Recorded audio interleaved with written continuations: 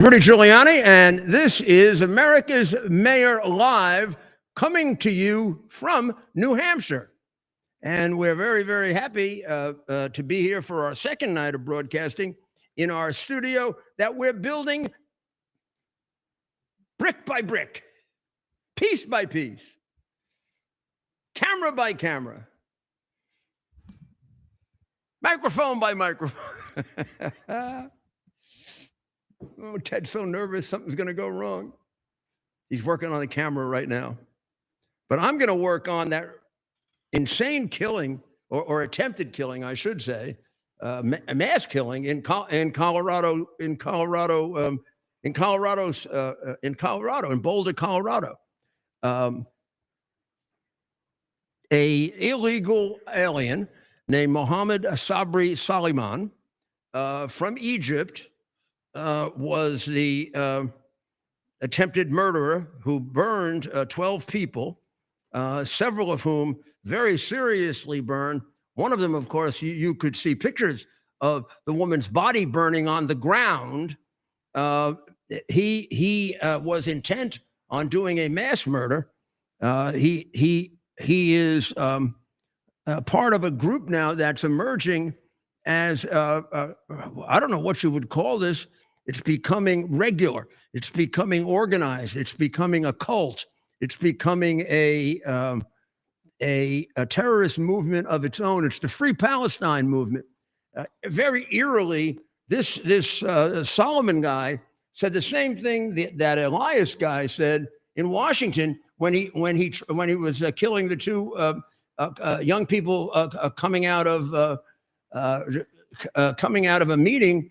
Talking about peace in the Middle East, the Israeli the kids who worked in the Israeli mission who were American citizens. That was just a week ago. That was Free Palestine. Boom, boom. This is Free Palestine. Smash, smash, smash. Now, this Free Palestine terrorist group is operating in a lot of places. And on the surface, the ones we can find are frightening because they're in different parts of the country, and they have the same purpose and the same insane writings are found. And this guy had a Quran in his car. He had things about how much he hates Jews and how much he hates Israel and how much he hates the people who support them, like us, Americans. Mohammed Sobri Solomon, I think, lived in Colorado Springs, which is about a 1-hour drive from Boulder, Colorado. He actually said that he was very disappointed. This is after he was arrested. He was disappointed that he couldn't carry out a bigger attack. That he long desired to kill as many Jews as he could. The group that he attacked is a peaceful group of people, which we'll tell you a little about.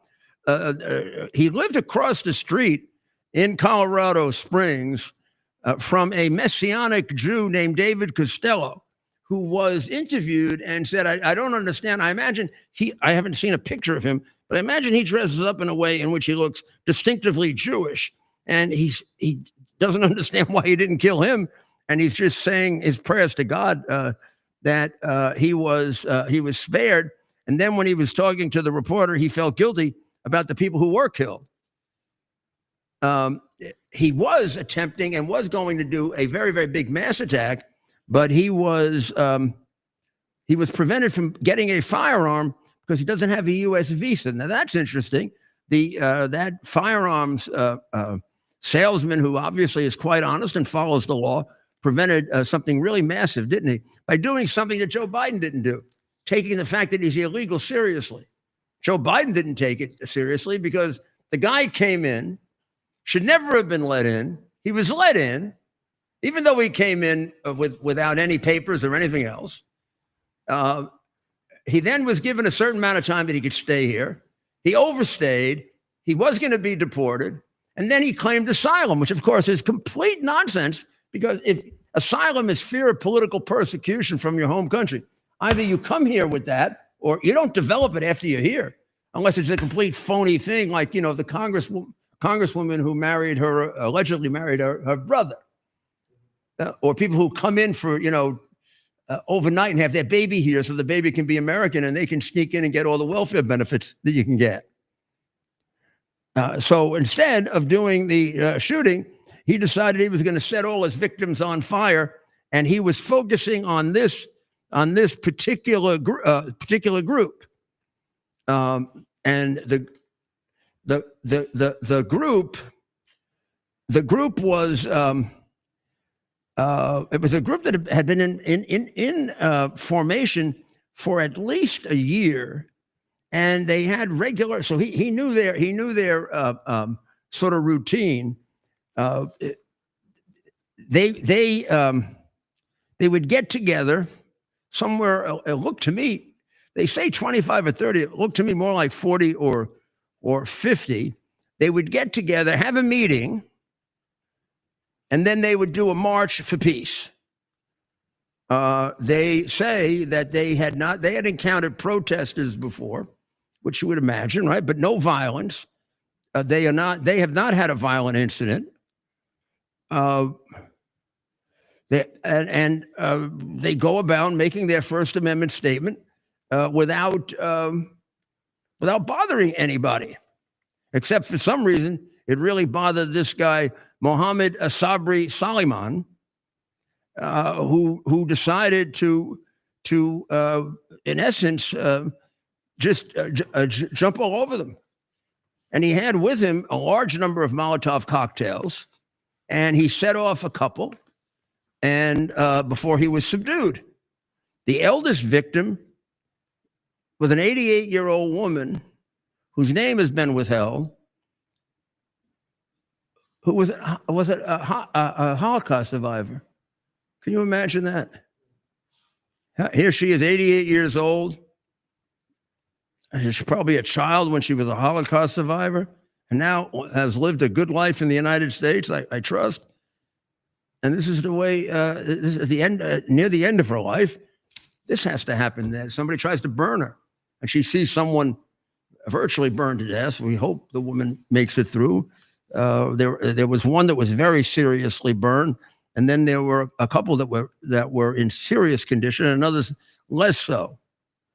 But this attack is on a group of people that were trying very, very much to have the hostages released and bring about peace in Palestine. Again, not aggressive, militaristic, kind of just the opposite.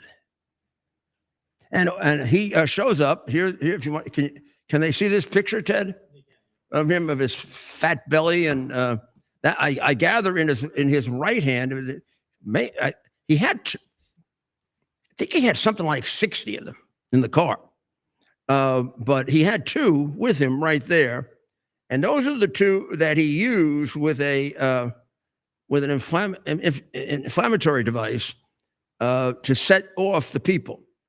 And he injured 12 people, various degrees of severity, the worst one being the woman who was put on completely on fire. And their conditions now vary from very critical to recovery. So there, we don't know how this is going to end up.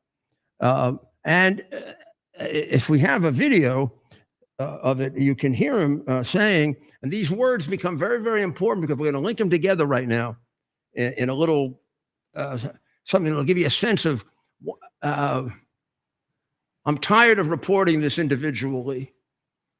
I'm tired of it. And we've got to take this much more seriously. I've been saying that, but now I want to show it. I want to show it to you as soon as we come back. Can we just show this guy yelling this like the shooter did in Washington about free Palestine, free Palestine? We're here. We can't do nothing about that. We can't do nothing. We can. Not here. You have to end Zionist. Not here, bro. You're not. People are taking video right now. He was wearing an orange suit with like something on his back. Spraying alcohol. Spraying alcohol, but what he did was he made it look like he was here. He's making Molotov cocktails.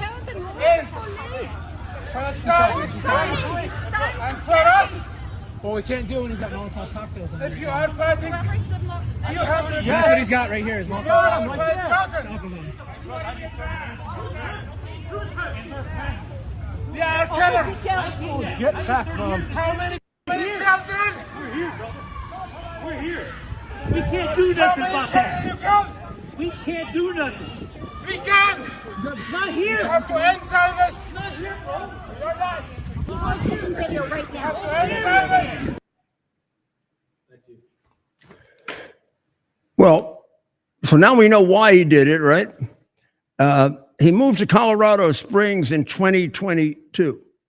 He had entered the United States right through California, and he was given a tourist visa, which he should not have been given. It expired in 2023.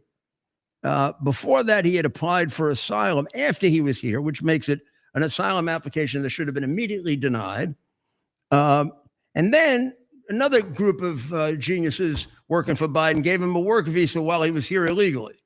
And the other thing we know about him is he attempted to get a gun where the only person who exercised good judgment was the owner of the gun store, who said, "Get the hell out of here, you're an illegal." So this should never have taken place. This is another one of the Biden, thank God, not murders, but close to it, attempted murders. He had in his Toyota Prius literature about hating Israel, about freeing Palestine, and about USAID. Of course, USAID is really a subdivision of Hamas.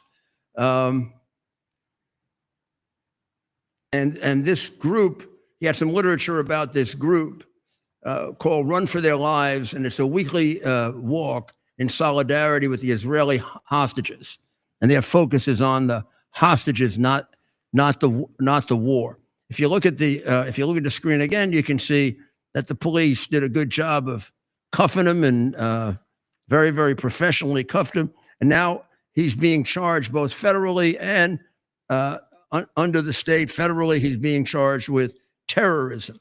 Now, there was just to show you, I mean, because Trump is president, things are changing. They are, but don't think they've changed completely. I listen to CNN, MSNBC. I can't take it all, but I listen to CNN occasionally. I did the other night, and just when I think that there's a chance, there's a chance that they're coming back, all of a sudden they do something that's completely. Well, it just reminds you that they're completely unfair, American-hating. I don't know what. I don't know what you would call them. But the CNN jughead named Juliette Kayyem, a national security analyst. Wow. Immediately attacked the FBI for describing this as, she called them juvenile, for quickly branding the Colorado firebomb attack as terrorism. Wasn't he saying free Palestine on that there? This reminds me, this must be like a disciple of Biden who are enamored of the Islamic terrorists. And you can't say the word Islamic terrorist. And you can't say the word terrorism, like when the guy walked into the Marine base and shot up the Marine saying, Allah Akbar, Allah Akbar, Allah Akbar. That wasn't a terrorist incident, even though he was in communication with terrorist groups overseas. This guy, I mean,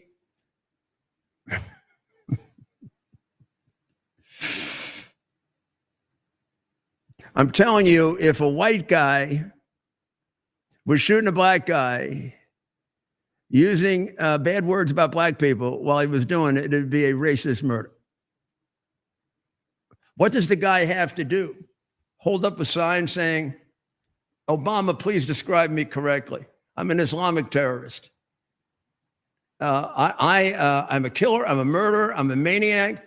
I'm an Islamic extremist. I think I'm going to go to heaven and get 72 virgins. But I'm not a bullshit artist. So let's get it straight. I'm not anything else but an Islamic terrorist. And when you describe this murder or shooting, please describe it correctly, because I want credit for who I am. I'm a mad, insane Islamic terrorist, and I got the Quran in my car because it tells me I can do this.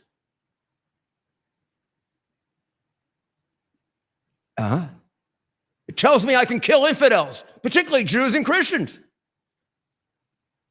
Oh, Muhammad tells me that. I'm sorry. That's what it says. Want me to lie about it? Oh, the Quran is a beautiful book. It tells you to love Jews and Christians as children of Abraham. Yeah, that's for a while, until the Jews and the Christians and the Arabs threw him the hell out of Medina, and then he said, let's kill them all. And he said, and then he does have an exception to killing you. He'll take a bribe from you. He'll take extortion. It sounds like Al Capone, right? Except he was Italian. We had no trouble calling him whatever he was. The guy who did this had the Quran in the car. The Quran was in the car for a reason, because there are any number of verses in that car that justified exactly what he did. Oh, you may say there are some things in there that condemn what he did, except in the sequence of Muhammad's life, Muhammad ended his life as a killer and a murderer and a mass murderer.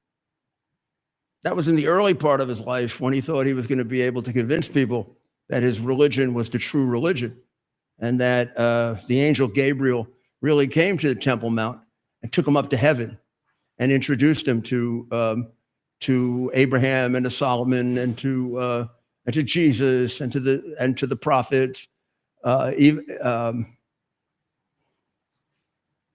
Then when he came back and went into Medina and started telling people that, and they said he was nuts. And it didn't help that he was epileptic, that would get down on the ground and have epileptic fits while he was saying it. And they didn't know what epilepsy was, so they were for sure he was a nut.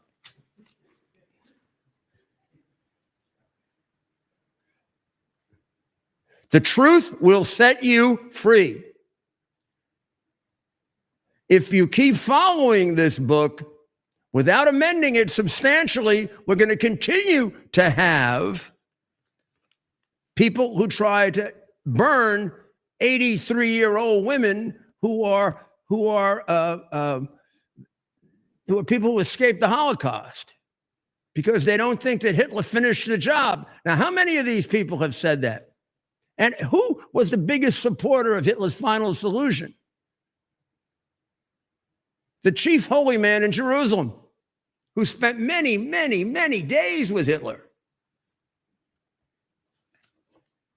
Well, in case you think this is isolated, this is exactly as I said.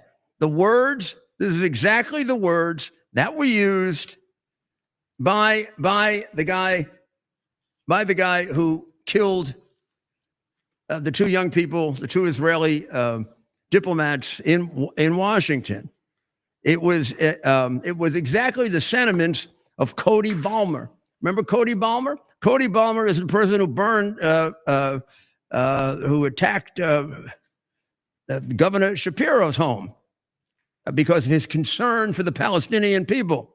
Or maybe all of the Intifada attacks that go on at universities where the American students are arguing for a terrorist group that wants to kill all the Jews and Americans. Now, how does that happen except that the Ivy League schools twist their heads to become anti-American? There they are yelling for free Palestine,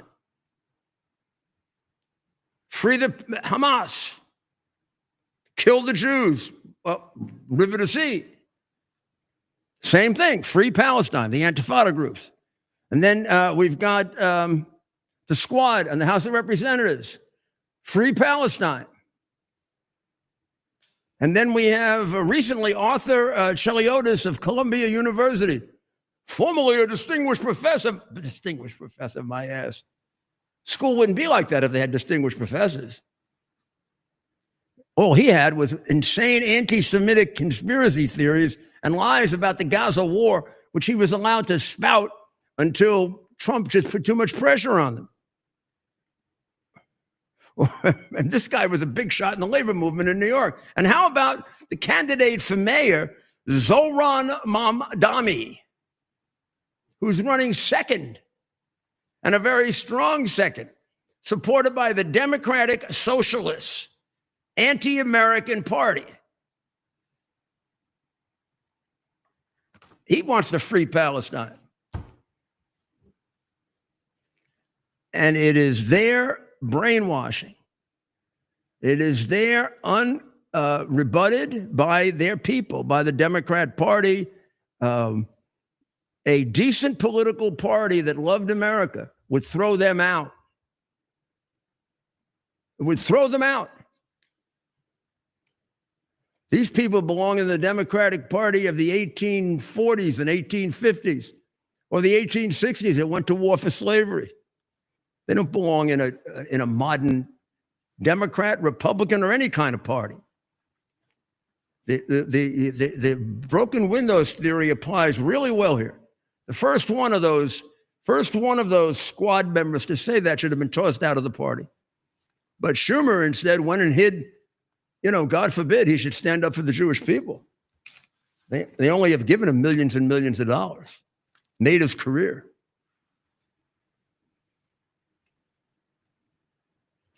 Well, let's hope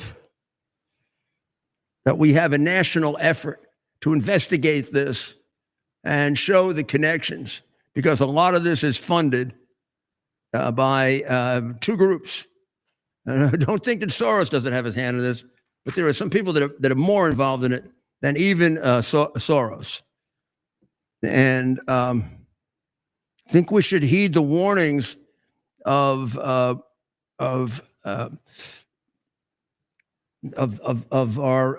well, actually, it goes back to the former FBI director and Tom Homan now saying, we don't know what's going to happen because we don't know who's here. We have no idea who's here. And the press isn't going to help us be aware of it, because every time this happens, we're going to miss some of these because they're going to get covered like this Juliet Kamen national security analyst who immediately attacked the FBI for finally, telling the truth. I mean, you don't have to be a genius to figure out it's a terrorist incident when a guy's going around burning people, yelling out "Free Palestine," and they're a group that's demonstrating in favor of releasing the hostages. I mean, I think I got that figured out. Who is this person, this Juliet K.M., and has she been fired yet? Do you know, Ted? This is from CNN. Yeah, look her up. Yeah, we'll come. We should have a video. So yeah, we'll It makes law enforcement look disorganized, and it makes the FBI look so juvenile. No, it makes you look extremely prejudiced, soft on terrorism, and not really a national security analyst. I'd like to know what she did to become a national security analyst. Did she take Did she take an online course in national security? we have. You get me her background. While I tell people that, do you have it? Yeah, sure. Any way I can see it? Oh, good. Okay, because we had a little trouble before with some of the televisions. Because the FBI came out so quickly with their tweets, the FBI director and the FBI deputy director using words like violence, targeted terrorism, injuries, suggesting that they knew the sort of nature of this. Look, there's these entities called joint terrorism task forces. There's one in Boulder. It involves local, state, and federal entities in normally, and probably even now, they are working together to determine the motive. It may be very clear to people what the motive is, because at least I just have to acknowledge it. There are things online about the assailant and what he has said regarding the Jewish organization and them being together. Those aren't verified, and that's why the Boulder police are saying, can we not jump the gun? And that's why I have to acknowledge it, is that one of the reasons why we don't jump the gun is because Boulder police have to make a case. And if you go out believing it's one thing, you are going to miss lots of other things. And so the Boulder police chief was clear. We don't know if the victims were specifically attacked for their, for who they were. And we don't know exactly who the perpetrator is. So this reminds me the FBI, although I can't so far ahead that everyone is just sort want of to get now her background having to sort of unwind and then maybe rewind or state the same thing consistently in the future if it does turn out being terrorism. But I wanted to say two quick things on this. It's really Juliet Kayam, Kayy. Juliet K.M. EM. That's right. Here she is. Oh, she's a big Dem.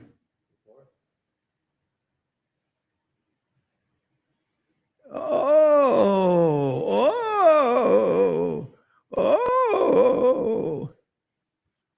Well, we'll be back after this. We haven't taken a break yet, right? Well, let's take a break. I know you all love that. And we'll be right back. U.S. Army Major Scott Smiley paid a high price serving our nation. Scott was leading his platoon in Iraq when a blast sent shrapnel through his eyes, leaving him blind and temporarily paralyzed. Scott would become the first blind active duty military officer before medically retiring years later. Thanks to friends like you, the Tunnel to Towers Foundation gave Scott and his family a mortgage-free, specially adapted smart home. Show your support for America's heroes now. Donate $11 a month to Tunnel to Towers. Are you ready for some action? I'm ready for action. Get the Elite TV plan only through the portal. 218 channels, and it's only $69.95 a month, Wow. including your free portal. That's cheaper than everyone else. Your favorite sports, movies, news, Wow. even daytime dramas. We're talking about ESPN, OAN, Newsmax, Wow. channels you can't get anymore in certain areas. Compared to the competition, this is a way better deal. Endless selection. Not to mention all the free music channels. There's over 700 premium and classic movies all ready to go. Wow. Plus, they got catch-up TV that allows you to go back and watch what you've missed or want to watch again. Cut your cable in half and get twice as much for free. Way more channels for half the cost. After the first year, the subscription then drops to $57.95 monthly, Wow. where you change or upgrade anytime. Go to QUXNow.com and get yours today. Use promo code RUDY. Act fast.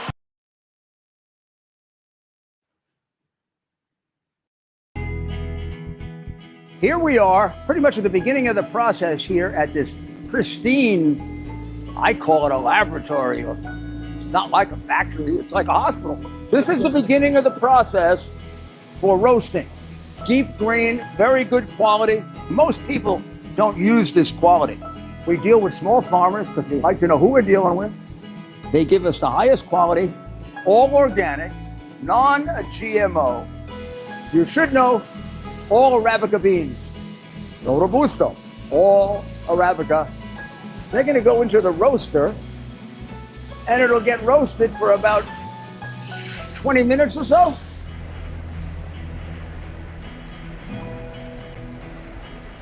Oh my goodness, look at these. My goodness.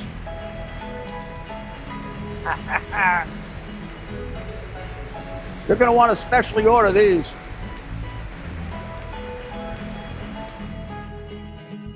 This is what goes into Rudy's coffee.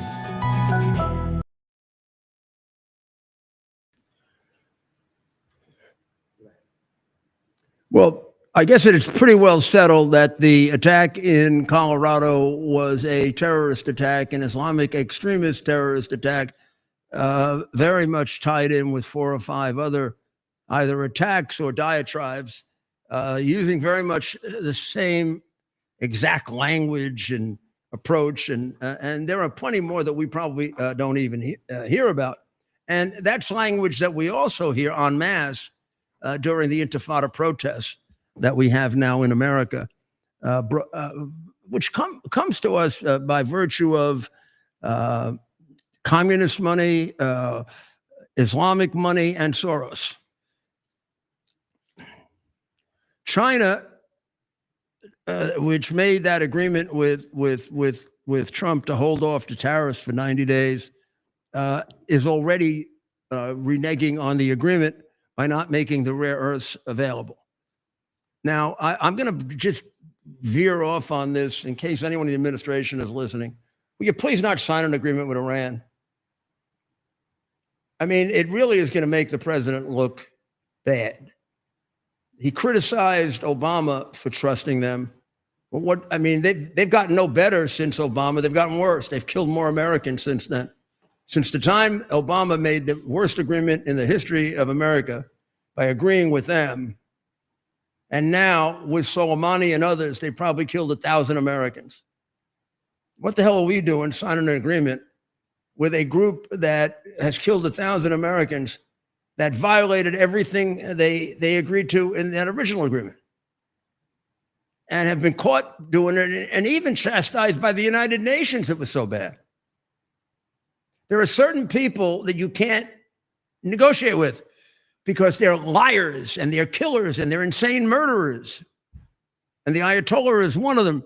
And the world will be given a great, great blessing if that regime is removed. It'll create the possibility for peace in the Middle East. The single biggest barrier to peace right now is the regime of terror. Every other force in the Middle East is moving toward the idea that we have to make peace.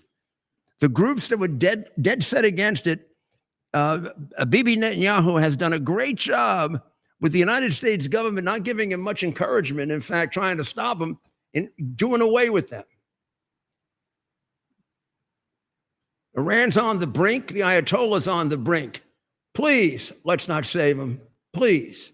I read today in the papers that we might agree to some small amount of nuclear capacity they could have.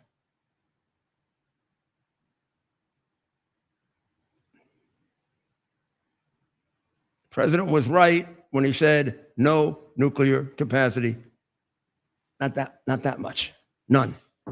And if they say no, then get rid of it. And the only way we're going to be sure it's gone, because no matter what we do inspecting, we're not going to be sure it's gone. And we're not going to be sure that they haven't created avenues so that they can ratchet it up within 2 months. There's no way the Ayatollah wants to sit there in the middle of nuclear powers and not be nuclear himself if his objective is, as he states, to create an Islamic empire. And unless we want to make the same mistake we made with Hitler and bin Laden and Stalin, and let's not believe what he said. Let's make believe it's not true. He doesn't really want to take over the world. Like Xi Jinping really doesn't want to subjugate us by 2049. He's just spending all this money to have a bigger navy than us because he likes sailing. One would think that if you've read the history of the 20th century and the preface of that of the 19th century, that when you face a person who regularly engages in murder and they say they're going to do something, it's much safer to take them seriously than to ignore them. Meanwhile, China, just like Iran, China is backed up in the corner getting pounded. Their economy is in very, very bad shape. Their ability to help other countries are just about gone, which is why Putin, you're on your own. China's not coming in to save you this time. China tries to save you, they'll have nothing left. Maybe Taiwan will invade them. I don't know if you've. I didn't even know this thing was Chinese. It started coming up on my internet regularly. I remember seeing this thing. If you it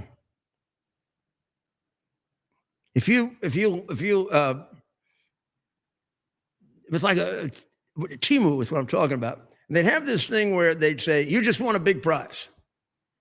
Now, first time I saw it, I looked at it like, "What's the prize that I won?" And then they show you what you can buy.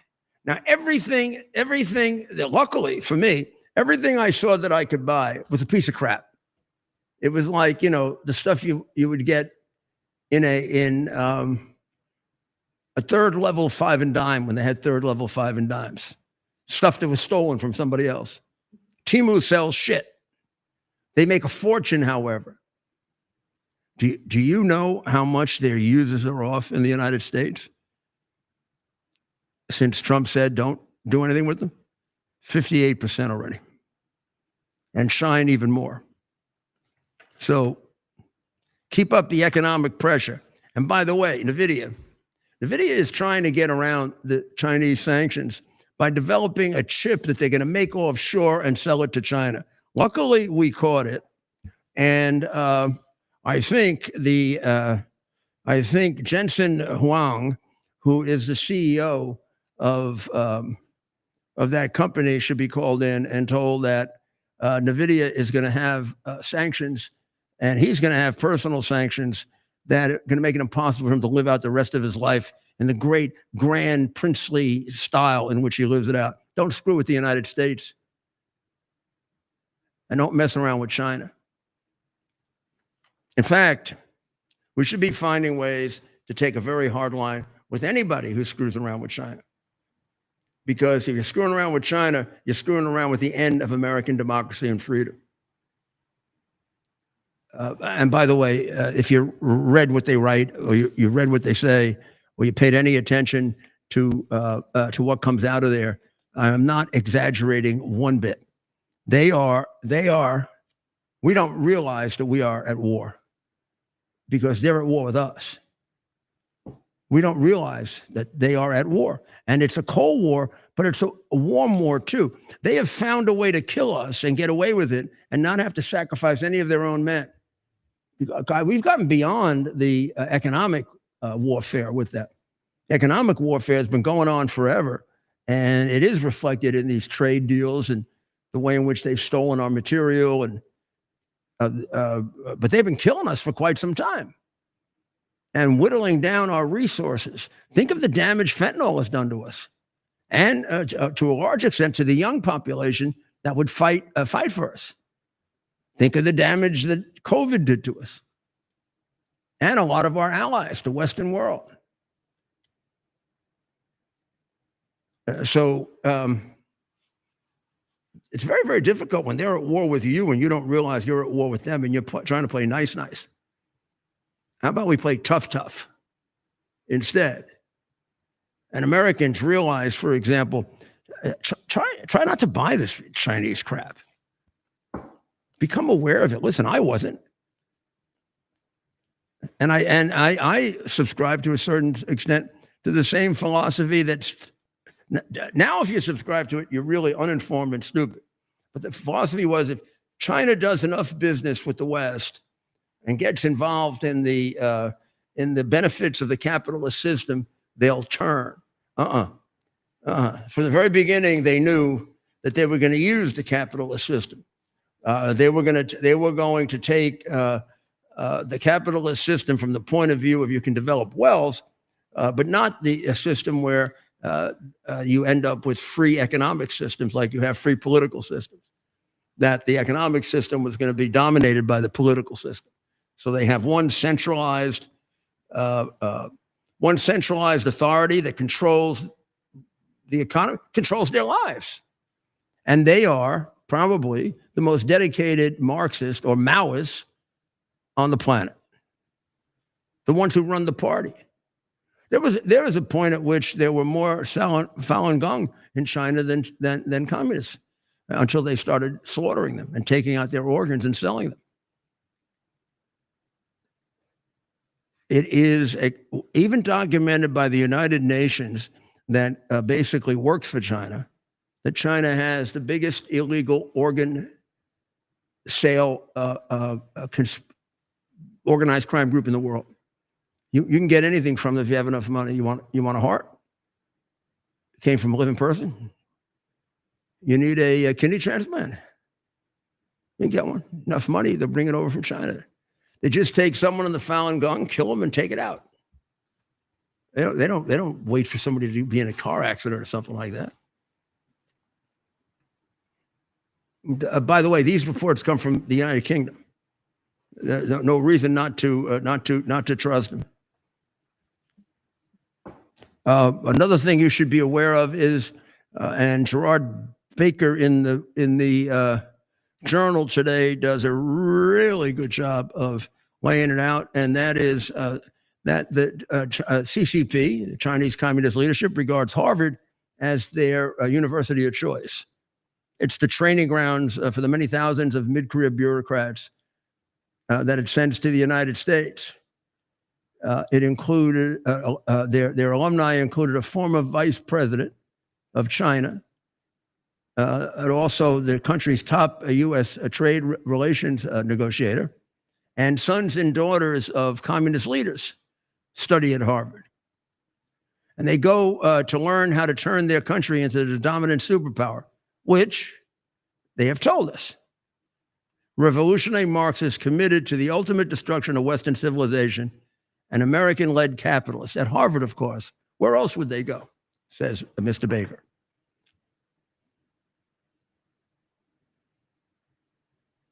But the knowledge that America's actual and potential enemies are among the biggest fans of Harvard and other elite U.S. colleges crystallizes many Americans' conviction that our higher education system has badly lost its way. It's been captured by Marxism, as Marxism said it would, and it was done deliberately, and it was done right under our nose. He goes on to say that readers of his column know that I'm not an enthusiast for many of President Trump's policies or methods. But on higher education, I say, bring it on. Mr. Trump is right to have identified the system as having corrupted our sense of national cohesion and purpose, and right again to target Harvard as a symbolic and substantive summit of that system. Structural reform is an omelet, and some of these institutions are the necessary eggs, meaning they have to be broken before they can be fixed. Couldn't have been said better by anyone. Thank you for saying that. And please understand it. Now, there's also another comment made by right below, but I've heard this comment made by several people, and I think that it's a great way to focus on what lies ahead. And this is Walter Russell Mead, who said, we have now moved from a post-war world to a pre-war world. And there are very dangerous things happening, right? There are, I guess you would still regard the war between Israel and Hamas as a limited small war. And you would regard the war between Ukraine and Russia as the same thing. I don't know about small, but I'm not even sure you'd call the other one small, but limited in that they don't engage the whole world. But right behind the curtain, like happens before a world war breaks out, the countries of the world are beginning to organize into coalitions, treaty groups, powers, like we had the Axis and the Allies. The Axis is quite clearly now Russia, China, Iran. Hanging with them a lot now is Cuba for sure, Venezuela, Looks like South Africa is coming along for the ride. A couple of the other South American countries, not that they have that much to add. And then on our side is NATO, but well, actually reinforced by what Putin did. So you have a Germany that is, I mean, there's a podcast on YouTube that says that Germany and Russia are at war. Now, it's one of those come on podcasts where it may not even be about that. I'll watch it tonight. I know it's a come on. It's like they have the craziest things that you put it on and it's not even about that. But there's no question that the strong relationship that used to exist between Germany and Russia, backdoor relationship, broken down completely. Russia has broken down all of its relationships with Western Europe at a time when they could have been exploited because of the disconnection with the United States. So a world is in a very tenuous position, and it's going to need a strong America, not an America that is constantly looking for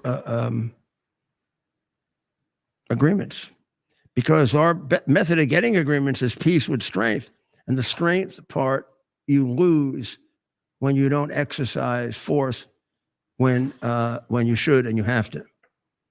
And we have some real gains in the world as a result of what we've done. We have some real losses too. South Korea has elected today a left-wing government that was very, very pro-Red China and very anti-American.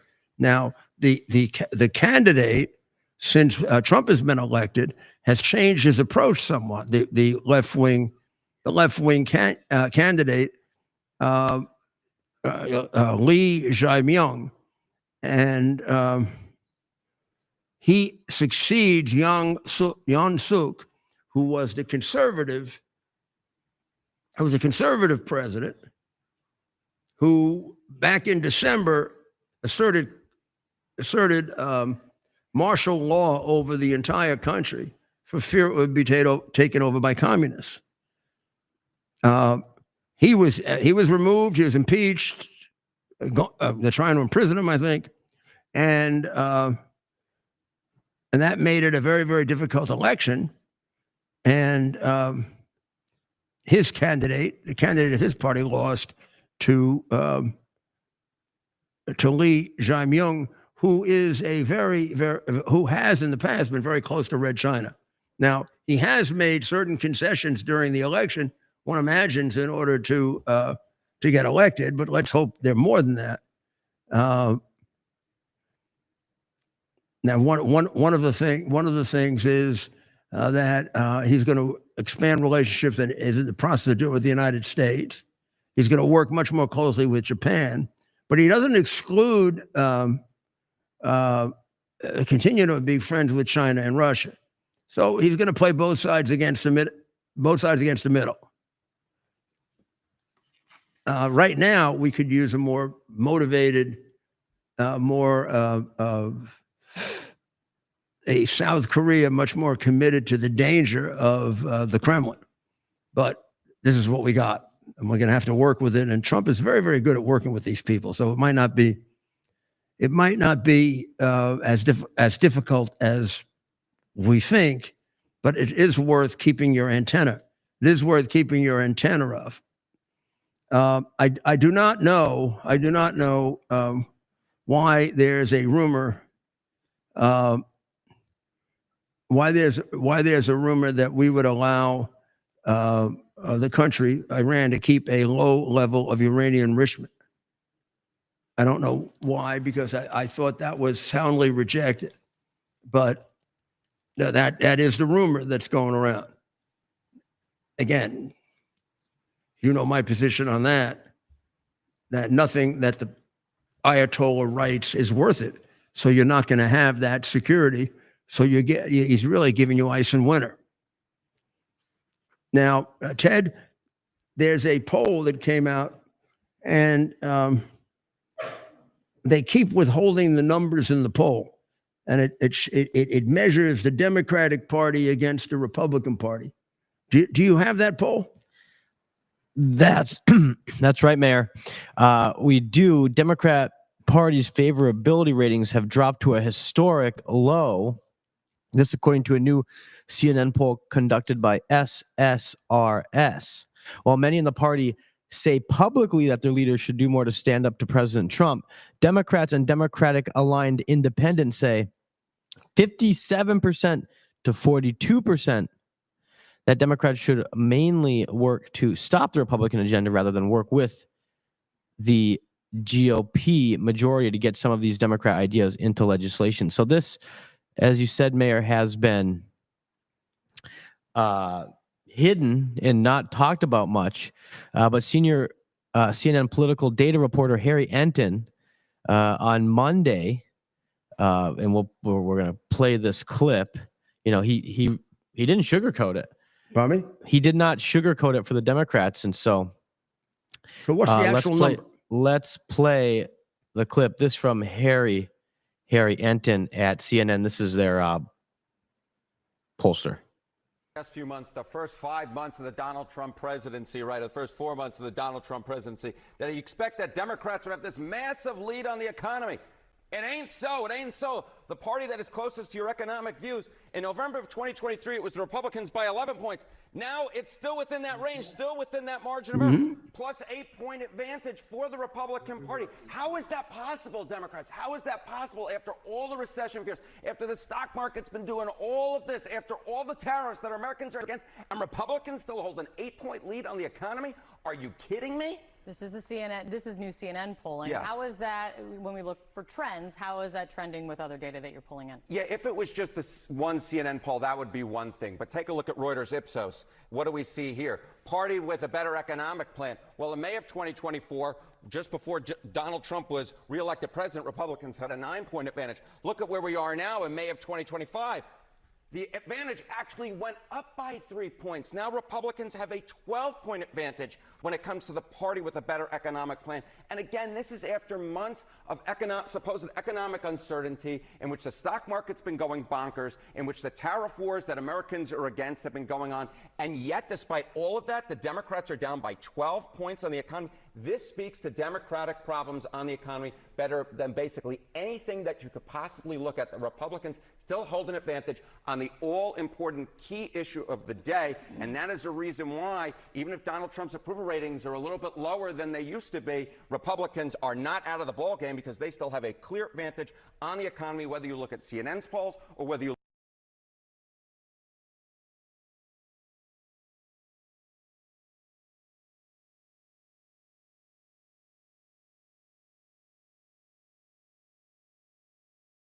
Inflation is better than it has been in 2 or 3 years. It's better than it was for almost every day of the Biden administration. It's coming down to the low level that the Fed wants to see of 2%, very, very close. Right. With all of the predictions about tariffs, people are caving on the tariffs. And we're getting enormous amounts of investment in America, historic amounts of investment in America. So I think it's in their mind that the economy is doing poorly. It's not taken off yet, but it's making steady progress. And Mayor, doesn't this really speak to how strong President Trump is doing out of the gate in his new term? I mean, this is the polling. Even with the lopsided mainstream media coverage of his presidency, right? This is the result. Even though President Trump faces such headwinds, even today among the establishment, sample conservative Republicans, establishment media, right? Sample one, yeah, right. So, or one talk to them, right? The conservative Republicans they basically hang up on these people. It shows how hollow and empty their message is too, right? How many of those things are done with artificial intelligence. Nowadays, unfortunately, Mayor, I would say, I'd say 30, 40, maybe even half. I mean, what you see on the internet, unfortunately, a lot of, and that's a whole nother discussion. But yes, AI, and it's a discussion for the future, I believe will be playing a big role in the coming election cycle. And it already is, as you just mentioned, with legislation in Capitol Hill. But it's quite something, right? These are the Democrat Party numbers, despite the glowing coverage from the media and all the inside advantages they have when it comes to Washington. They're simply not performing well. And AOC and Bernie Sanders, they talk about this big tour, this what was it called? Fight the Oligarchy or Fight the Billionaires tour. Yeah, the private plane. They're taking their private plane from stop to stop. Private plane. Yeah. They claimed dinner at the oligarchy restaurant. Right, and they claim to have these big crowds. Yet it's just they don't have what President Trump had in 16, in 20, and in 24. Of course, in 20, they were able they tried to stop President Trump, of course, and they did in so many ways. So California has come up with what only California could have come up with in trying to solve the transgender problem, where, and particularly the one I'm talking about is when biological males compete in sports that require strength and physical endurance against females and lose. So this has become this also has become quite a bit more than just one incident. Here are a couple of remind you. Over just this weekend, Veronica Garcia, a transgender 17-year-old representing our high school, won the Class 2A 400-meter dash Washington State title for the second consecutive time. Now, don't be fooled by the name Veronica. Veronica is a male, or at least I would define it as a male, since it has the most significant characteristic of a male. Trans athlete A.B. Hernandez, 16, from Jurupa Valley, California, took first place in the girls' high and triple jump events at the state high school and placed second in the long jump. A 6-foot, 14-year-old freshman trans athlete joined the varsity track team at William Floyd High School on Long Island in March, and beating the living daylights of any of the women.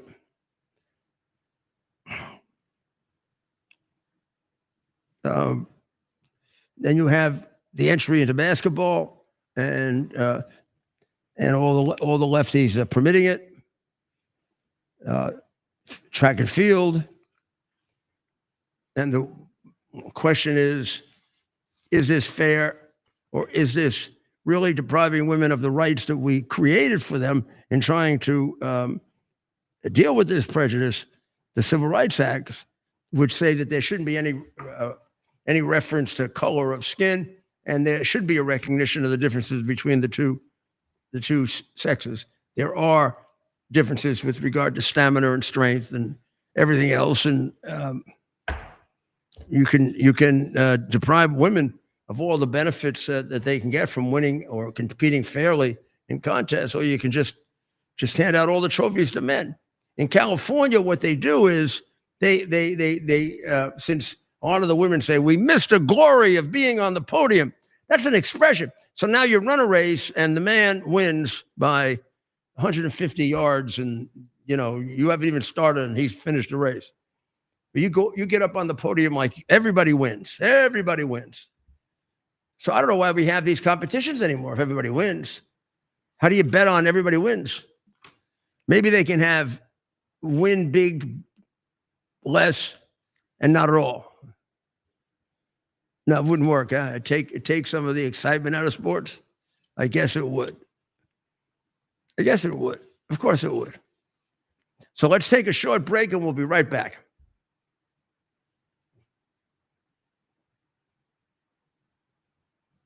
U.S. Army Major Scott Smiley paid a high price serving our nation.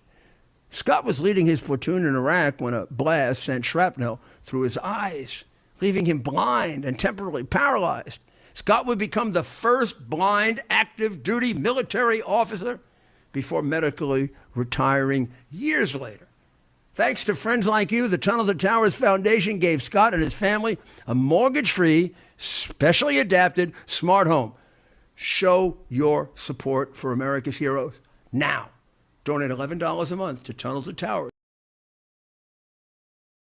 Are you ready for some action? I'm ready for action. Get the Elite TV plan only through the portal, 218 channels, and it's only $69.95 a month, Wow. including your free portal. That's cheaper than everyone else. Your favorite sports, movies, news, Wow. even daytime dramas. We're talking about ESPN, OAN, Newsmax, Wow. channels you can't get anymore in certain areas. Compared to the competition, this is a way better deal. Endless selection. Not to mention all the free music channels. There's over 700 premium and classic movies all ready to go. Wow. Plus, they got catch-up TV that allows you to go back and watch what you've missed or want to watch again. Cut your cable in half and get twice as much for free. Way more channels for half the cost. After the first year, the subscription then drops to $57.95 monthly, Wow. where you change or upgrade anytime. Go to QUXNow.com and get yours today. Use promo code RUDY. Act fast.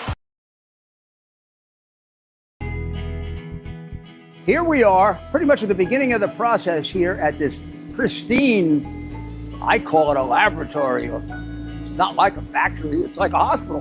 This is the beginning of the process for roasting. Deep grain, very good quality. Most people don't use this quality. We deal with small farmers because they like to know who we're dealing with. They give us the highest quality, all organic, non-GMO. You should know all Arabica beans, no Robusto, all Arabica.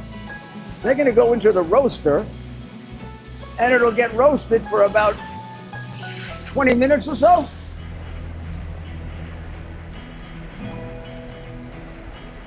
Oh my goodness, look at these.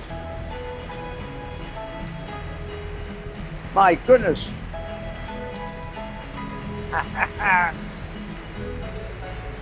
You're going to want to specially order these.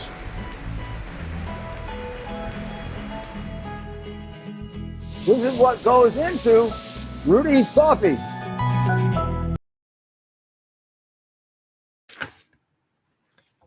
This is Rudy Giuliani back with you, and let's go back to the two dominant stories of the day. The two dominant stories of the day is the very, very surprising and very successful attack of Ukraine on Russia. I don't think people thought that Ukraine at this stage in the war was capable of this kind of effort.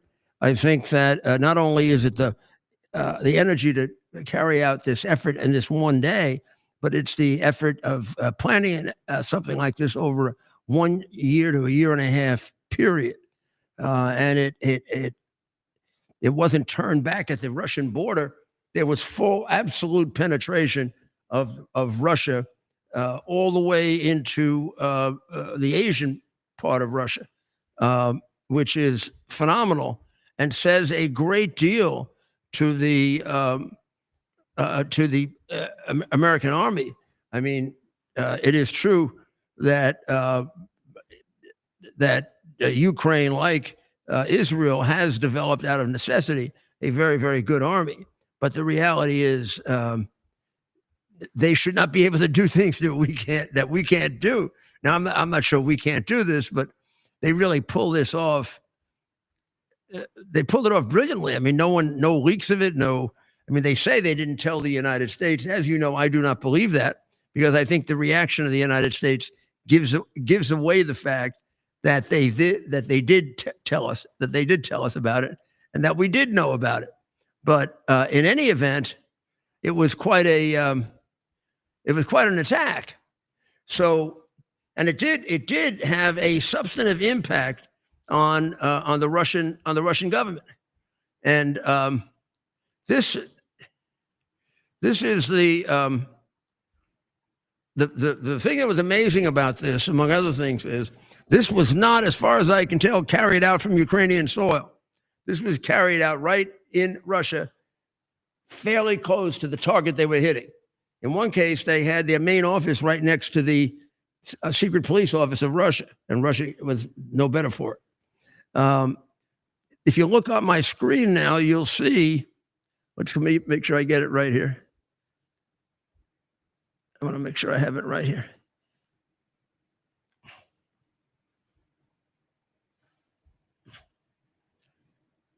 Let's see. There they are. Those are those are the drones. And they were carried into Russia that way in trucks. And the trucks were put in various parts of Russia, some 3,000 miles away. And they were activated remotely. They'd be loaded and remotely activated. And you can see that these are old drones, but they were in very good condition and they were all operative. So they had to have planned this for some time to get that many drones together. And they were carried in trucks like that. Now, the truck has an opening on the top for the drone to come out, and it's connected by electronics to a Ukrainian command. The Ukrainian command tells the truck when to shoot out the drone, so that you can spread it all over the country. There's a better, more close-up picture of the drone, so you get an idea of what it looks like. Now, we're going to take a look at the part of the country that it affected. So that's the Ukraine now, the way it looks. And well, we don't know if it still looks that way, but it pretty much does look that way. Now, the attacks that took place did not take place here at all. First impression was that the attacks began here, and they were intercontinental ballistic missile attacks. But that's not true either. They, over 18 months, infiltrated Russia, brought their undercover people in, possibly working with Russians or not, found places, in some cases in the mountains, in caves. And those trucks can be placed in the caves. And 24 hours a day, you don't see them. In fact, for years, you don't see them. And then when the attack comes, they come out and they start shooting. And it's very hard to figure out where they are, where they were put there, how it came about. It's a lethal, a really, really lethal weapon that they're dealing with. Not something, not something that does some damage. These are extraordinarily damaging ones. The exact toll, I don't know. I think it's a lot more than the 12 that were 12 major aircraft that were announced by the lying Hamas, and it is closer to the 40 or so that was claimed by Israel. Because even if you just look at the video they returned, it was close to about 20 or 30 planes, and any substantial damage to the plane ruins this plane, because these are old planes that they don't have parts for. And they're old planes, but they're planes they wish they could build now, which they can't, because they have such weight and speed. And it's given them an advantage. And 14, 15, 16, 17, 18 less is a big, big difference in what they can do and what they can't do. And they are now in the process of trying to scare the living daylights out of Ukraine, and not accomplishing it because they don't have the manpower to do it. Well, the other thing that we want to point out about what happened here with Trump and with them and with the negotiations is we now have two two major negotiations going on at once. In both cases, the United States has made its position that it wants peace very, very clear. It's also made itself into an honest broker. What that I mean is it tried very, very hard to bend over backwards to make the country that we are less familiar with, less friendly with, have some hostilities with, more welcome than the country that was on our side. And that would be like Putin and UK, where many people felt we favored Putin over the UK. But I don't think anybody had any doubt that the president was going to come out favoring the UK. And I think the same thing is true with Israel and the whole group, Hamas, Hezbollah, Syria, Iran, and finally, of course, China itself. So where do we go from here? I don't know. I mean, I don't know the inside information that the White House has. I'm going to tell you as I, conclude, I'm going to tell you what I would do, which you're entitled to know, but I'm not the president, and I don't have all the information. And it is possible I'm wrong because I don't have all the information. And if I am, I am. But I'm going to tell you from the information that I do have what I think should be done. I think we should wake up tomorrow morning and we should find out that all of the nuclear weapons in Iran are gone, or the morning after, or the morning after that. The Ayatollah should be told that we use bunker-busting bombs, that neither Israel nor the United States went near its nuclear fleet, but that if they attempt to counterattack, we're going to annihilate them. We're going to annihilate their capital. To thank them for all of the Americans they killed. We don't have any compunctions about it because we've got an awful lot of families that for the rest of their lives will not have a son because of the regime of terror. And that's the way it is in the world.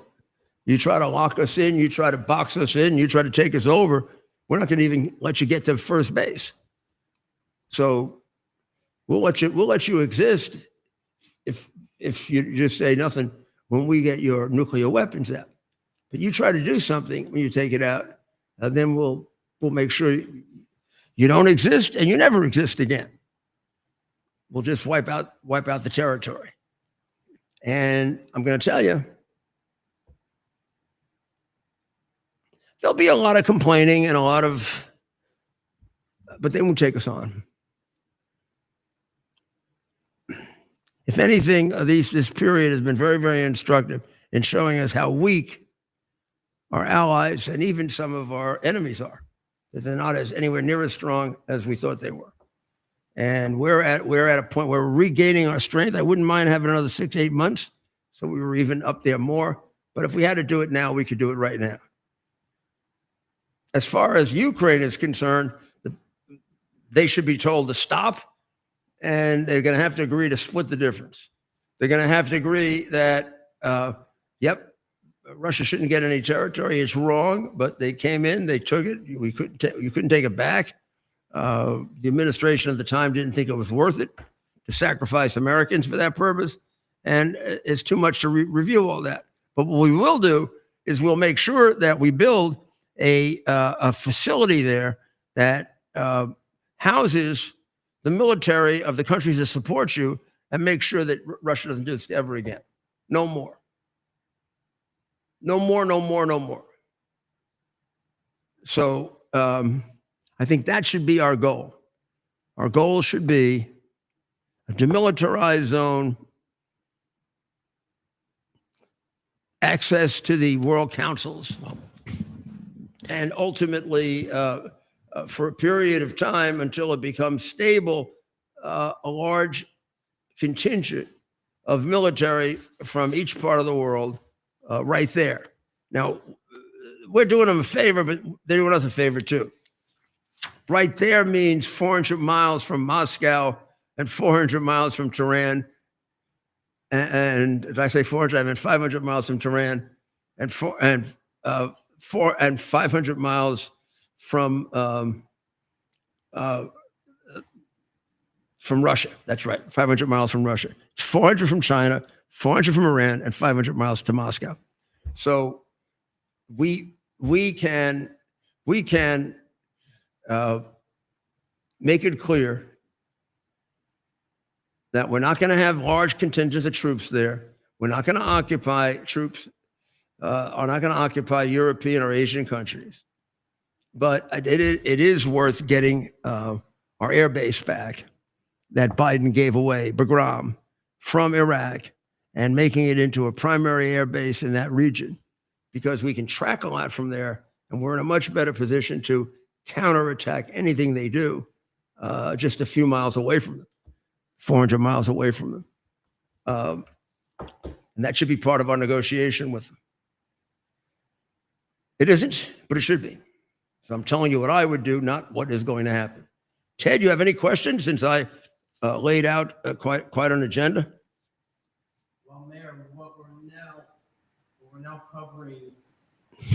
Mayor, what we're now covering is a report. This a few hours old. This happened earlier today. Ukraine said it attacked the bridge connecting Crimea across the Kerch Strait. This is the only bridge connecting Crimea. That's right. Who attacked it?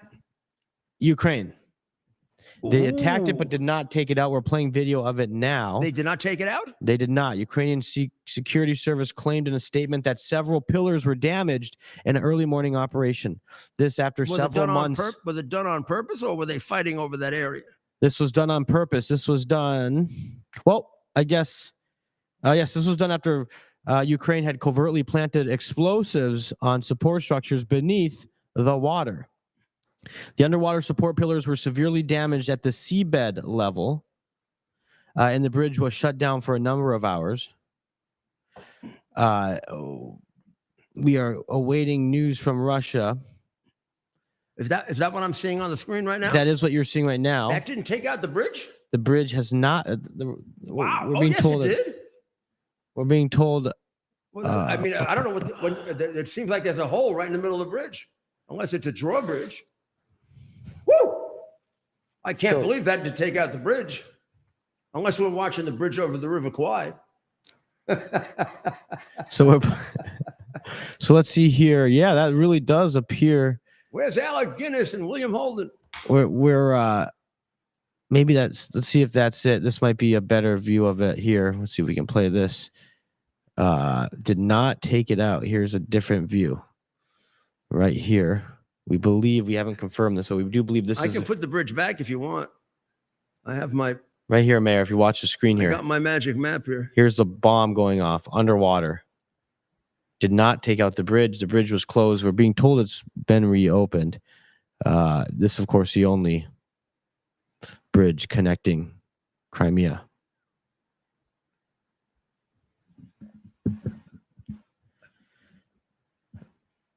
This happened Tuesday. Happened Tuesday? That's today. Local telegram channels in Crimea reported a second explosion Tuesday afternoon as the bridge was once again closed to traffic for several hours. No confirmation from Moscow on the attack, but we're told the bridge has reopened. I don't think we need confirmation unless they're showing us a different unless bridge. This video isn't it, because you're right. This video appears to show a bridge being completely blown out. I'm going to tell you they took the bridge out. So I believe this might. So by taking the bridge out, I don't mean it all disappeared. What I mean is you can't drive over it right now. Right.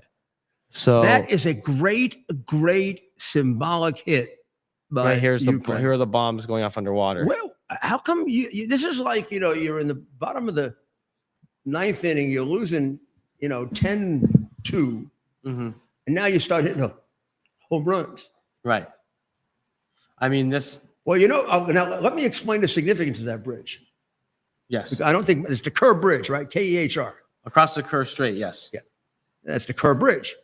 Now, remember I told you that the whole purpose, I probably tell you this so often you're bored, but the whole purpose of a lot of this war, in addition, I guess, to getting as much of Ukraine as possible, but if they couldn't do that, they wanted a land bridge from Russia to Crimea.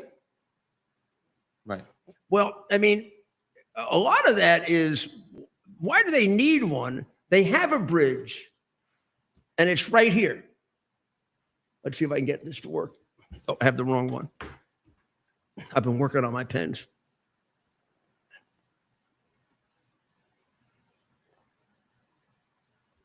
Oh, gosh. You gotta use your white one, right? Well, no, I can use this one, but I think I'm gonna have to use my white one. So bear with me as I tell you the story. Yeah, So I'll bring up a map while you talk. They want to create a land bridge to Crimea, but they have a bridge. But they say land bridge, and the reason they use the word land bridge is because they have a bridge. So this idea that they have to have a bridge to Crimea is a little. You already have a bridge. It's called the Kerr Bridge, and they want to be able to get to. They want to be able to get to their Crimea, which they took in 2014, without having to go through Ukraine. But they can already do it by going over the Kerr Bridge. That's been there for quite some time. So even their tactical argument, for here we go. Okay. I put my Apple Pro pencil up there. Well, the mayor. I'm getting myself organized he's here. getting himself organized. I have the map up here. If you look, we'll zoom out. So this right here, I'm circling. Let's see if we can put a pin down there right here. This is the Kerr Strait. You got to see. This is Crimea. You got to see where the whole thing comes from. There's Okay, Ukraine. Now. Okay. Here's the map. We're going to switch over to the mayor now. Okay, you want to put mine up? Yep. All right, now you see this is the area that we're talking about right here. Okay? Yep. That's the area right here where I have the circle. Let me put it up a little. Okay, they can see it fine now. There it is. In between is the Kerr Strait, the bridge, which is easy to draw.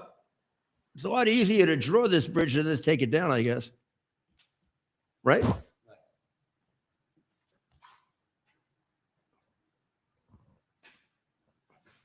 The bridge is right here. See the red line right there? That's the bridge. So what did, now, if we go over here now, right? Let's bring it over here like that. This is the land bridge that we were talking about. That's this right here. Got to keep doing this, otherwise. There we go.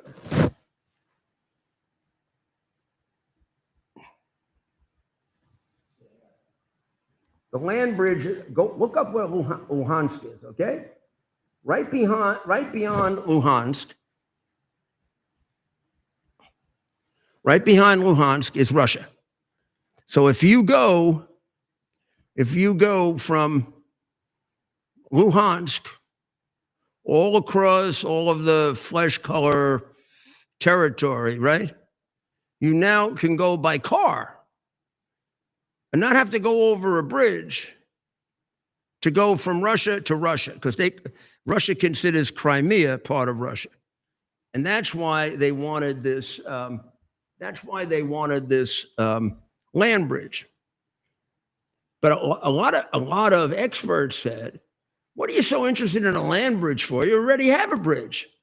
You don't have to go through Ukraine to get to Crimea. You can just go down south and take that bridge right across, right?"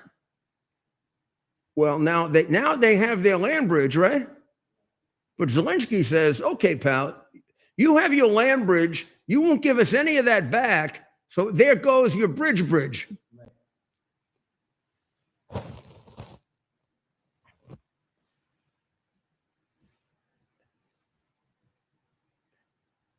That's Russia. And if you were going to go by car, you'd go like that. You go through there. That would be the pass that you go through. The path right there. Now instead,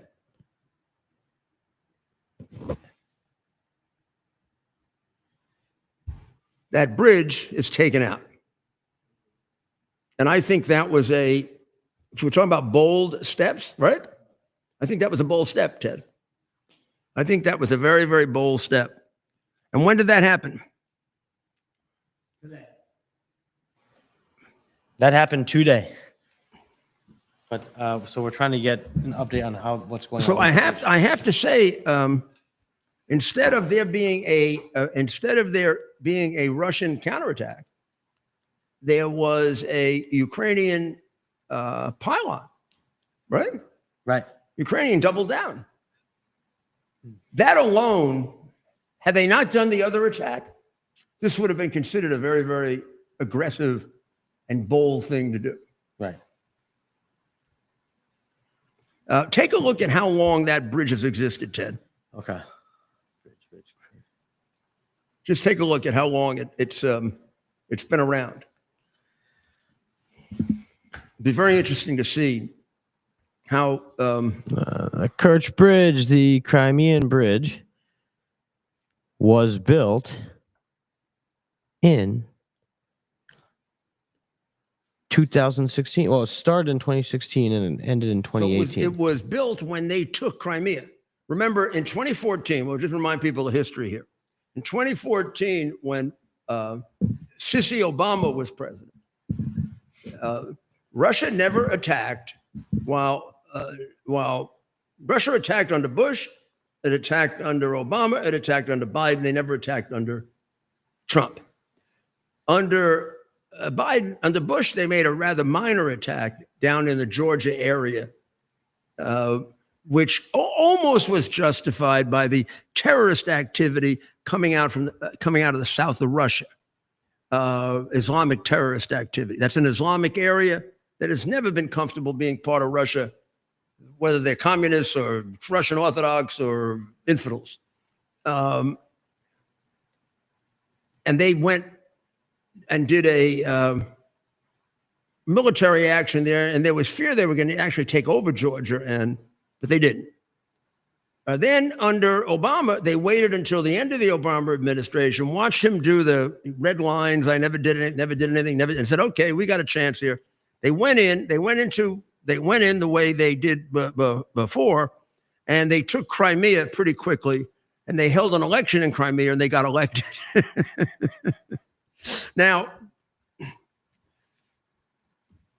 Crimea had actually taken an election and said they didn't want to be under Putin. Very close, something like 52-48.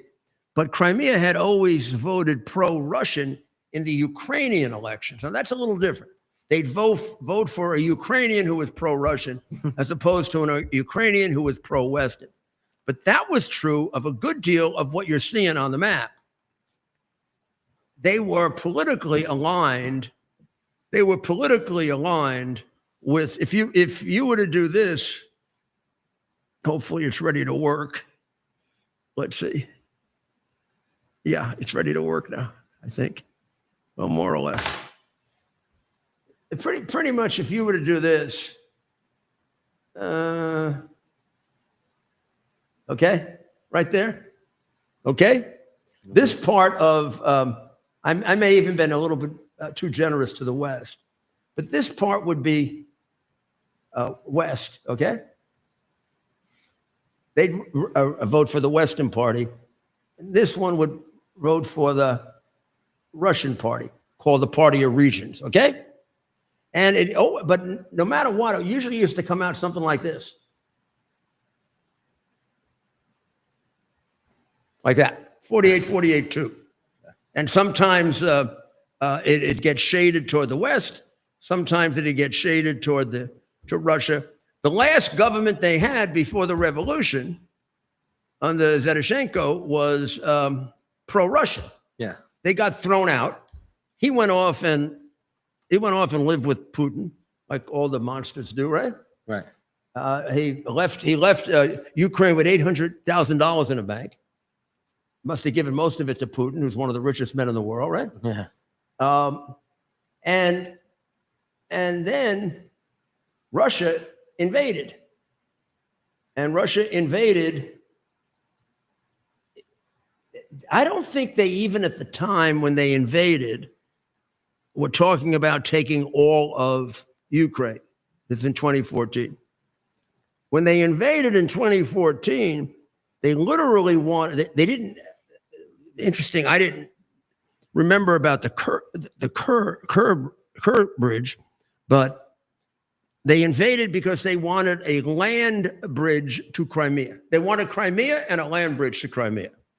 Crimea, they argue very, very strongly, is Russian. And if they have an argument at all about this, that's a good one. That's where they had their submarines. That's where they have a big majority of the ethnic population being Russian. That has always been a controversy. Khrushchev gave it to, used to belong to Russia in almost in a special way. And they gave it to Ukraine because Khrushchev, I think his mother came from the Ukraine. And for a long time, even before Putin turned into a monster, he used to criticize Khrushchev doing that. So if he wanted anything back for sure, that's what he wanted back. So in 2014, they took a lot of territory, but the only territory they really claimed for Russia was Crimea. The rest was in this category of they held it, we didn't recognize it. Ukraine didn't recognize it, and technically they were at war during that entire period. It was an on-again, off-again war for the rest of that territory, which would be all this. When they invaded a couple of years ago, they took all of this. Now notice in three of the provinces, they're missing a little bit. They're missing this, they're missing this, and they're missing this. One of the things they've said in their unreasonable proposal is they want Ukraine to give them that. They didn't capture it. Ukraine fought like hell to not have them take it. They almost kept them from getting the city Kherson here. And they never let them get my city, as you know, which is right up here, which is Kharkiv. And they want it. Well, they're not going to get it. I mean, that's I think that's a negotiation. That's being piggy, you know? However, my proposal, you know, is the way this gets settled is Russia gives back half of what they took. They took 20%, we leave them with 10%, and you just give this all back to Ukraine. They still have their little bridge, land bridge, right? And they want to walk, if they want to walk to Crimea, they can walk to Crimea. I don't know, will we let them rebuild this bridge?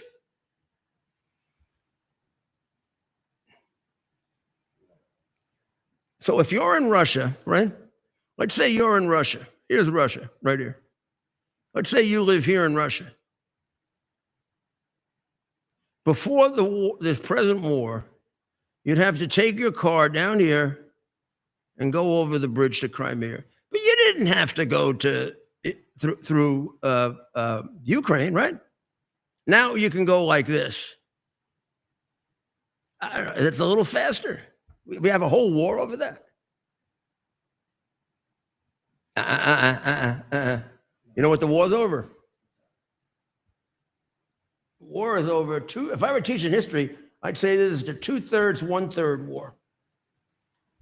So the Ukrainian area has 2/3 of the precious minerals. The area they grabbed has 1/3. That's a lot. It's only 20% of the territory, but it's 33 1/3% of the wealth of the country. So I say they got to give that back. So when we take territory back, we should take back territory that has the precious minerals and leave them with half of it. But we don't want to be pigs. But I think the negotiations have to change now. I don't think Putin is in the position. This is pretty amazing that they took out that bridge. You know, somebody today predicted they're going to win this war, that Ukraine's going to win the war. I don't know what that, but then he was very fast to say, I don't know what it means to win the war. I don't know what it means to win the war. If you don't know what it means to win a war, you can't win a war. You have to know what you want. Colin Powell always used to say, it was the Powell doctrine. Some people called it the Cheney doctrine, but that was like they try to give Bratton the credit for everything, for Comstat and for all the programs I put in place. When in fact, geez, the programs are programs I wrote about 12 years earlier, and they work just as effectively on the other commissioners as Bratton. In fact, now that we're coming up to Bernie Kerrick's funeral, we'll find out that he had the best statistics. But in any event, how should this change the dynamic, Ted? First of all, let's conclude by what we should do for people, because that's maybe why they listen to us. They want our insight into things that I don't know that a lot of people would have understood the history of the Kerr Bridge, why that's important. But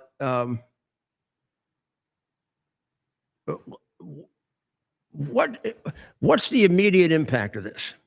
What's going to happen now? And what's the long-term impact? What do you think? Tell me what you think. We were at a stage where Ukraine was willing to negotiate. It never made, I don't know that Ukraine ever said it would be willing to give up territory. I don't know. And if they did, it would have been off the record. But there seemed to be an indication they'd do some negotiating on territory. Russia originally, way back, suggested maybe they would. Then they said, no, they're not going to give up any territory. And then it got worse. They said they wanted more territory. And that's where they last left it. Russia wants to keep everything you see on the map. They want a commitment from both Ukraine and from NATO that Ukraine will never join NATO. They want a commitment that Ukraine will keep only minimum military forces. What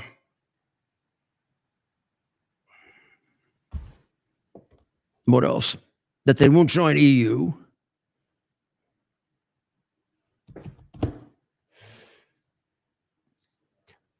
So, I mean, that's not a negotiation. That's give me everything. Oh, then, and plus they want those little white spots. If you look at the Russian occupied territory, you see each one of them, except for Luhansk, has a little white spot at the top. That little white spot is Ukrainian territory. Kherson, Zaporizhia, and Donetsk. They want that. They want to be given that, which would give them about 24% or 23%. Well, Mayor, they're apparently talking in Turkey. Peace talks resumed. For 45 minutes. They met for 45 minutes and walked out. So I don't think it was a very cordial conversation. So something's got to give, and the question is, this is when I would want to analyze. They had low level people who were very cold, and I mean, it was the day after. Yeah. Russia got the shit kicked out. Yeah. I can't imagine. I'm sure. Can you imagine if that happened to our country? Can you imagine if somebody invaded the United States and hit, now they didn't hit the big cities, but let's say. Air bases. They hit 4 of our air bases. No. How about they hit an air base in South New Jersey? Dakota, yeah. They hit an air base in California. South Carolina. They hit an air base in California. Yeah, in California, which is actually the distance. Yeah, exactly. That's how far they went. An air base in California, and they hit one up in Alaska. I mean, it'd be imagine if somebody came into our country and did that. First of all, could anybody do that? I hope not. The closest I guess that's where you can compare it to Pearl Harbor because it was an air base. Just that symbolism, right? You're not a superpower if that can happen to you. That's exactly. That was our point yesterday. You're open to invasion.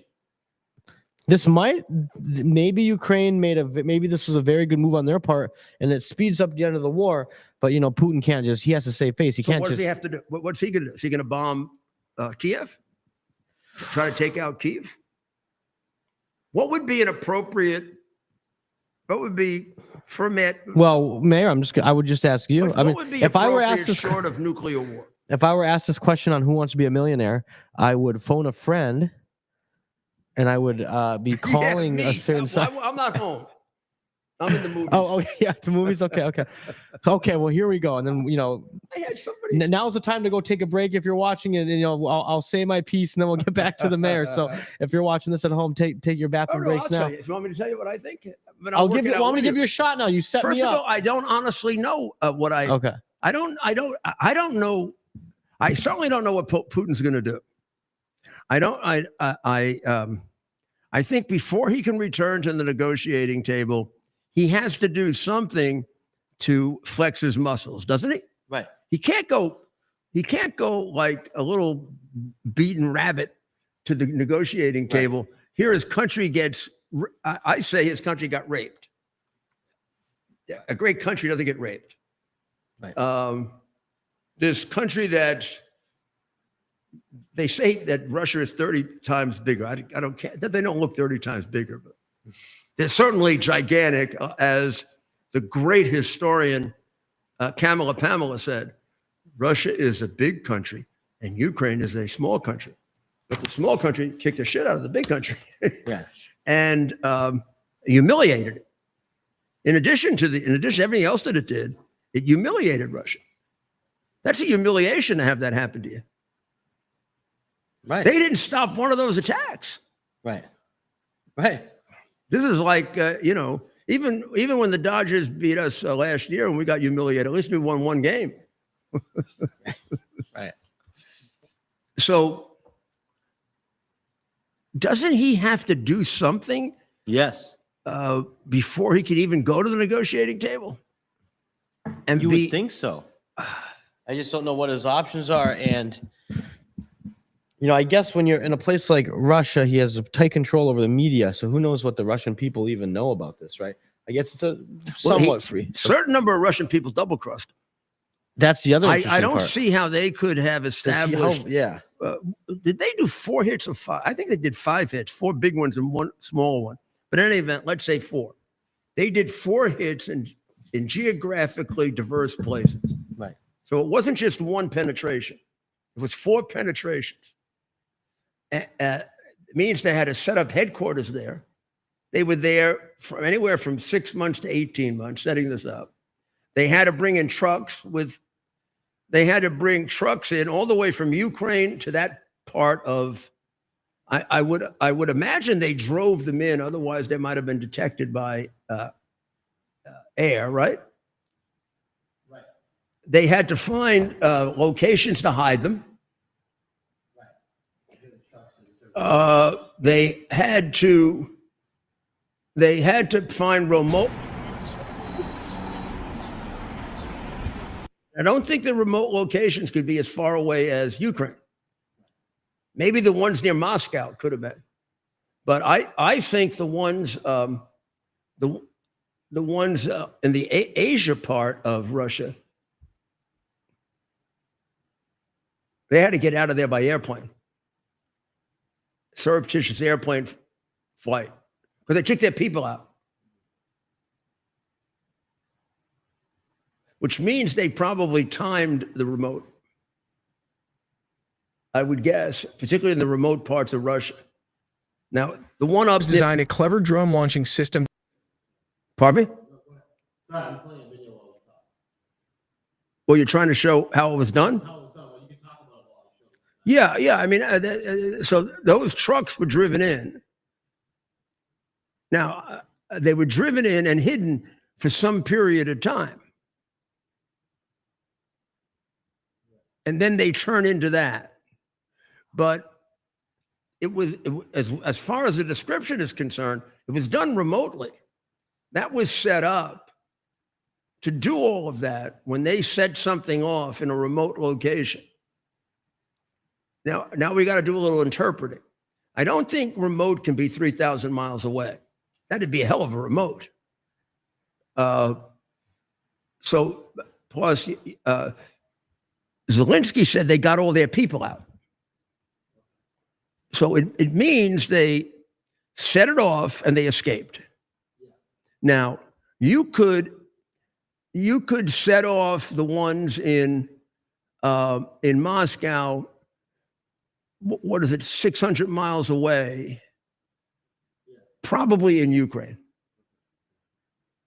Maybe 300 miles into Russia and get out of there quickly. You could, believe it or not, the one up in the Arctic Circle, if Finland would be nice to you, you could do it from Finland. But you just never tell anybody, right? And Finland right now is very upset at Russia because Russia has threatened them with nuclear war. So I could see Finland allowing you to do this. I doubt that Mongolia would let you do it from Mongolia. But if you notice, the bases are very, very close to another country. And if I were Russia, I'd be very suspicious that those other countries cooperated with Ukraine, which again says to me the US and NATO has to be. There's no way NATO wasn't involved in this. There's no, and if NATO was involved in it, NATO wouldn't have the balls not to tell the United States. And I'm telling you, Trump would be going crazy right now. We would know. We would know that he didn't know. He's playing it very, very cool. I have to say, he's playing it very, very cool. Here's what I think I got one. I got another one. Yeah, I got a better one here. Look, I have a better map right here. This is going to tell you something really, really interesting, right? Let's take a look on this map, and my pen will be working now. And I want to be a prosecutor, okay? Remember? Circumstantial evidence? Okay. There are a lot of bases right in the middle of Russia. You know that, right? Okay. How come they hit bases that are all near another country? So the northern base that they hit, okay, is right up here. Oleana. That's Finland right there. Well, I mean, you see the remote connection? How close it is? Remember, you can't be 3,000 miles away. I really doubt you could hit this air base here in Irkutsk, right? Irkutsk. I really don't think you could hit it from there with a remote. But you sure as hell could hit it from here. What's that called? Mongolia. I don't know why they have this air base on the map. Maybe they think it was hit. They don't know, right? But look where that is. That's right on the border. The only two that are not right on the border are the two around Moscow. And I think this is 600 miles. So you could do it. You could do it from Kharkiv, which is right here, right? Or you could do it from Kursk, which you can control part of from right there. Or even if you didn't do it from the territory of Mongolia or the territory of Finland, you did it right on the border. And then Mongolia allowed you free passage. Or Finland would definitely allow you free passage. Mongolia would be a tougher sell. They have to remain pretty friendly with Russia. And I don't think Kazakhstan, which has condemned Russia for the attack on Ukraine, but I think to survive, they have to remain neutral. I think. You never know. I mean, you could have used an airplane to take them out. But this one, I'm convinced Finland helped them. It's too close. And this was the strategically helping us. This was the most important one to hit. That's the one that can go over the North Pole and hit us. So hopefully they X that one out. These, I think, are symbolic. It shows you they can hit Moscow. Pretty good. Well, who knows what's going to happen tomorrow? That's why you got to come back. And it can happen right during our show. You never know. And it is a big question. What is he going to do? I honestly think the only thing he can do, well, they were pretty careful to hit military bases.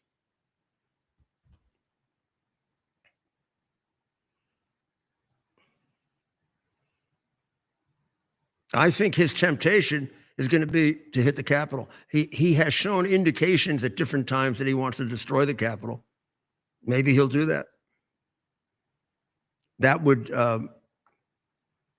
put the war into a whole together different category if he tried to take out the Capitol and kill all those civilians. Wow. If he doesn't want to escalate this thing into a world war, he's got to hit air bases back or military bases back. He can't hit civilian populations. They didn't attack Moscow. They didn't attack St. Petersburg. They didn't attack Yekaterinburg. They didn't attack any of the even smaller cities. They attacked strictly military installations. Now, it could be there was collateral damage to civilians, but there wasn't actual damage to civilians. I don't think he is going to attack Kiev. I think an attack on Kiev, given the present Ukrainian situation, means an attack on Moscow. And now you're really escalating, right? He attacks Kiev. Within a couple hours, they start bombing Moscow. They're quite capable of bombing Moscow. They can go 2,000 miles past Moscow.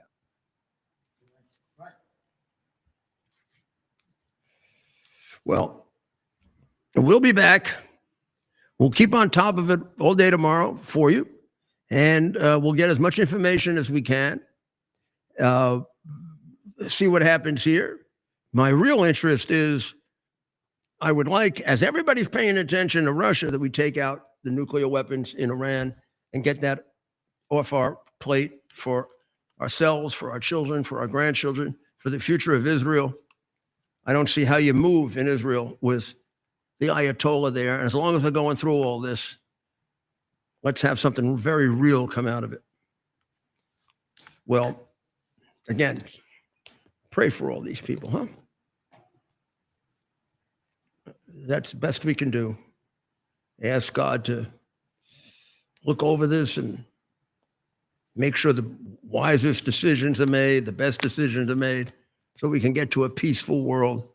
I wish we could get there the way God would have liked, the way Jesus would like, which is to everyone be good to each other. I mean, we all wish we lived in that world. The difference between us, realistic conservatives, and liberals is we're not stupid enough to think that.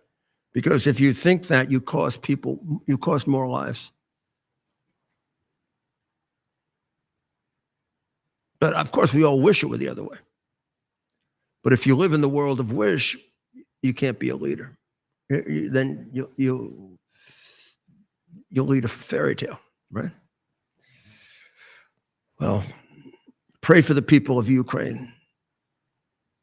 And I think we all have added respect, don't we, for them. Wow. That's like not giving up when you're down 9-0 in the ninth inning. And boy, now you're at 9-5. with only one out.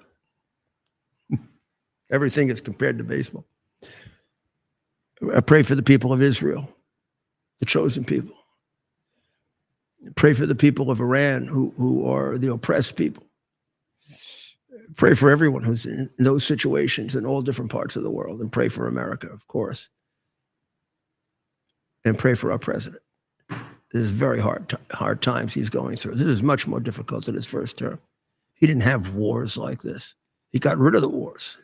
He ended the war in the Middle East virtually in weeks. So pray that he stays strong, which he will, but we never know.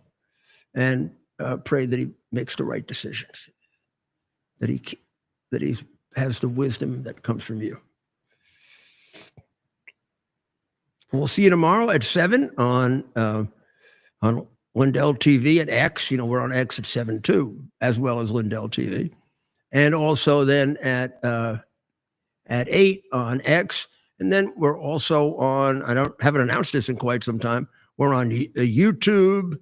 Ted, you got to help me with this. On YouTube, on Getter, on Rumble, on Facebook. YouTube, Getter, Rumble, Facebook, Instagram. We're live on Instagram tonight. And what did I miss? I said YouTube. Newsmax 2. X is our big one. Can't forget our X friends. And we're live from our new studio.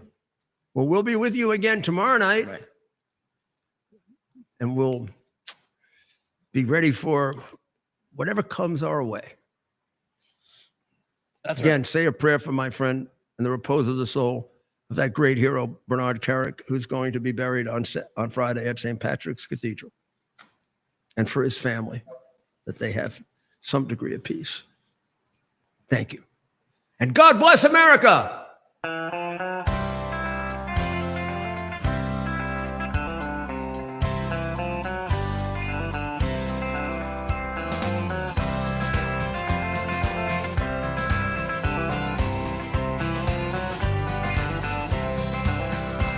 Why don't we liberate these United States? We're the ones who need it worst.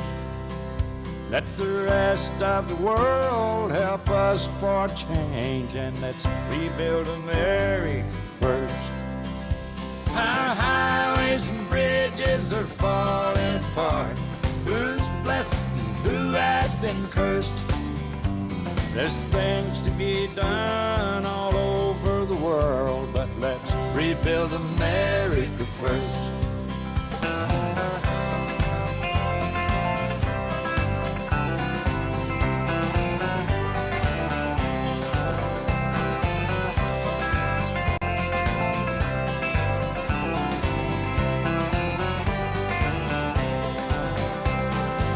Who's on the hill and who's watching the valley? Who's in charge of it all? God bless the Army. U.S. Army Major Scott Smith. It's our purpose to bring to bear the principle of common sense and rational discussion to the issues of our day. America was created at a time of great turmoil, tremendous disagreements, anger, hatred. There was a book written in 1776 that guided much of the discipline of thinking that brought to us the discovery of our freedoms, of our God-given freedoms. It was Thomas Paine's Common Sense, written in 1776, one of the first American bestsellers, in which Thomas Paine explained, by rational principles, the reason why these small colonies felt the necessity to separate from the Kingdom of Great Britain and the King of England. He explained their inherent desire for liberty, for freedom, freedom of religion, freedom of speech, the ability to select the people who govern them. And he explained it in ways that were understandable to all the people, not just the elite. Because the desire for freedom is universal. The desire for freedom adheres in the human mind, and it is part of the human soul.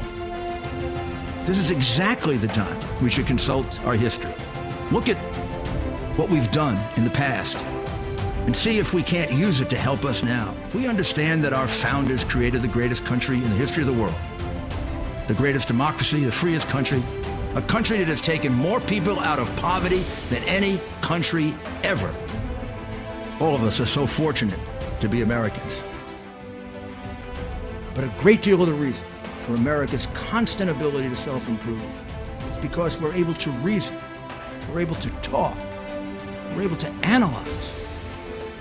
We are able to apply our God-given common sense.